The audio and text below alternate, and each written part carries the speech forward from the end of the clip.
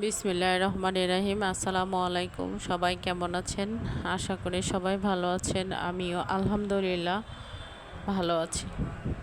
আজকে রান্না করব এইখানে সবজি। তো সবজিটা আমি কিছু সবজি নিয়েছি, 3 পদের সবজি। তো আমি এটাকে কেটে বেছে ধুয়ে নিয়েছি, ধুয়ে রেখেছি। পরে কড়াই চড়াই দিয়েছি আর কি, চুলায় তেলও দিয়ে দিয়েছি, তেলটাও গরম হয়ে গেছে। তো এইখানে আমি সবজিটা দিয়ে দিলাম। সবজির মধ্যে পটল আছে, কচু আছে, পেঁয়াজ আছে, আলু আছে, এই 3-4 পদ দিয়েই আমি একটা সবজি বানালাম আর কি। তো এখন আমি সবজিগুলো সবগুলোই কড়াইতে দিয়ে দিলাম। এটাকে আমি সুন্দর করে মশলা দিয়ে নাড়িয়ে ঢাইকে রেখে দিব সিদ্ধর জন্য। তো সিদ্ধ হতে থাক বা রান্নাটা চলতে থাকুক, আপনাদের সাথে একটু কথা বলি। সেটা হলো যে যার বাবা নাই সেই বোঝে বাবা কী জিনিস, যার মা নাই সে বোঝে মা কী জিনিস। তো বাবা মা যে কী জিনিস, বাবা মার মর্ম যারা বোঝে না তারাকে আর কি বলবো। আর বাবা মার মর্ম যারা বুঝবে, কখনোই বাবা মাকে ওইভাবে কেউ কথা বলতে পারে না বা পারবে না। বাবা মা তো বাবা মাই, বাবা মার সাথে কারোই তুলনা হয় না। তো আমার বাবা ছিল, বাবা মারা গেছে কিছুদিন আগেই। বাবার অভাব কী জিনিস বুঝি, এবং বাবা নাই তো বাবার কষ্টটাও বুঝি। এখন আর বাবার ফোন আসে না, এখন আর ওইভাবে খোঁজ খবর কে নিবে সেরকমও কেউ নাই। তো বাবা তো বাবাই। যাই হোক, বাবার কথা বলতে লাগলেই মনে হচ্ছে কলিজাটা ফেটে যাচ্ছে যে সবারই বাবা সবার কাছেই অনেক প্রিয়। বাবা মা আমার কাছেও আমার বাবা মা অনেক প্রিয়। তো মেয়েরা তো বাবা ভক্ত হয় এবং বাবারা মেয়ে ভক্ত হয়। বাবারা মেয়েদেরকে অনেক ভালোবাসে, এটাই আর কি।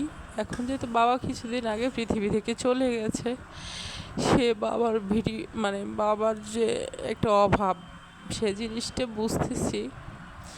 তারপর আফসোস করি না, বাবা যে অসুস্থতার কারণে অনেক সময় অনেক সমস্যা হয়েছে, অসুস্থতার কারণে আল্লাহ আমাকে বাবার সেবা করার সুযোগ দিয়েছে, ট্রিটমেন্ট করার সুযোগ দিয়েছে, বাবাকে খাওয়ানোর সুযোগ দিয়েছে, পড়ানোর সুযোগ দিয়েছে, ঘোরানোর সুযোগ দিয়েছে। আল্লাহ কোনোটাই অভাব রাখে নাই, সব করেছি 2 বছরে। যেহেতু 2 বছর অসুস্থ হয়ে পড়েছিল, সে কারণে আল্লাহ আমাকে অনেক সময় দিয়েছে। আমি ওই সময়ের মধ্যে আল্লাহ আমাকে যতটুক করাইছে আমি অনেক চেষ্টা করেছি আমার বাবার জন্য কিছু করার, আমার এই ছোট্ট জীবনে। তো কোনো কিছু করার অভাব আমার নাই, কিন্তু একটা জিনিসই কি, যে বাবার সাথে একটু সুন্দরভাবে সুস্থতা নিয়ে ভালোভাবে থাকার যে একটা বিষয় থাকে, সেটা করতে পারি নাই, সেভাবে থাকতে পারি নাই, এই আর কি।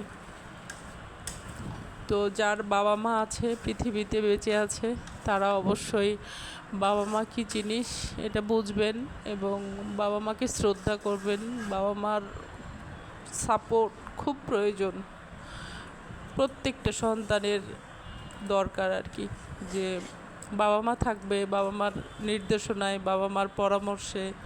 বাবা মা তো একটা গাইডলাইন, বাবা মার মতো শিক্ষিত শিক্ষক আর মনে হয় পৃথিবীতে কেউ নাই। তো যাই হোক, আপনাদের সাথে গল্প করতে করতে আমার সবজিটা রান্না হয়ে গেছে। তো সবাই ভালো থাকবেন, সুস্থ থাকবেন। এই সবজিটা রান্না কেমন হয়েছে কমেন্ট করবেন, শেয়ার করবেন, লাইক করবেন, আমার পেজটাতে একটু সাপোর্ট করবেন, এই আর কি। তো আজকের মতো এই পর্যন্তই। আবারও নতুন ভিডিওতে অবশ্যই দেখা হবে, কথা হবে।